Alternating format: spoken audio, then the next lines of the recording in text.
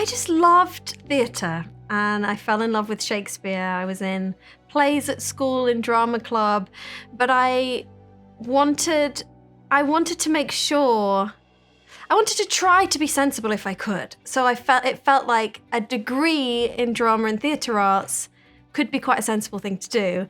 And I was really attracted to the course at Birmingham because it encompassed so many parts of the theatre and literature and the history of the arts. And that felt like something that would be really good for my soul and my brain.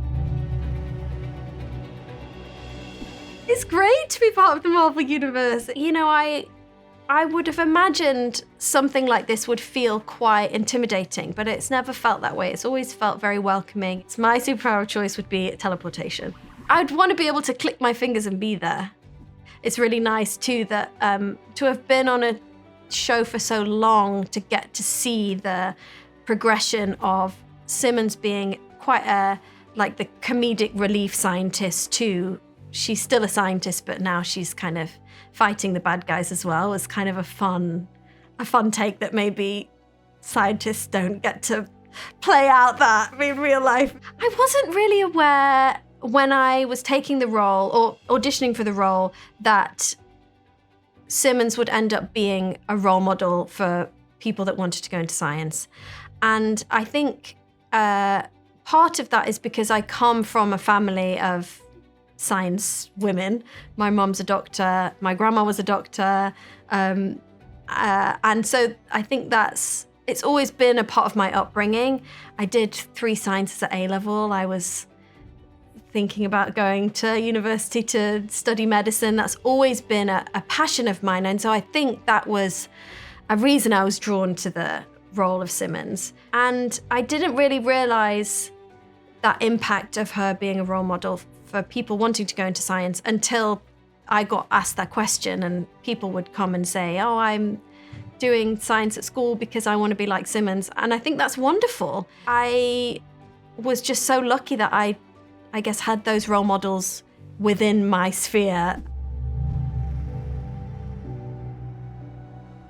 Acting versus directing, they're very different in a way, and you know, very similar. As the director, it's a bit more, you are the artist, but there's the other accounting side of your brain that has to be ticking away at the same time. So it's interesting. So a lot of crossover skills. My first year I lived in Shackleton Hall. My closest girlfriends are all from University of Birmingham. That's where we met. And we were all in different halls, and all our different personalities sort of still fit our first year halls. So that was quite fun. What I enjoyed the most, I think, was the societies you could do. So I was in so many clubs and the drama societies. I was in a drama society called Infinity, and we would put on plays and events and raise money for a charity each year. And that just taught me so much, to be on a committee. And I started as a committee member, and then I think in the end I ended up being the president of the society. And then you get to really put together all your skills that you've learned on your course and understand what your voice is. It's a hard thing to give advice because everybody's journey is so different. But what advice I would have loved right at the start was, if you can be at home with yourself, if you can feel confident and comfortable in your own skin without validation from anyone else, you will be way ahead of the curve.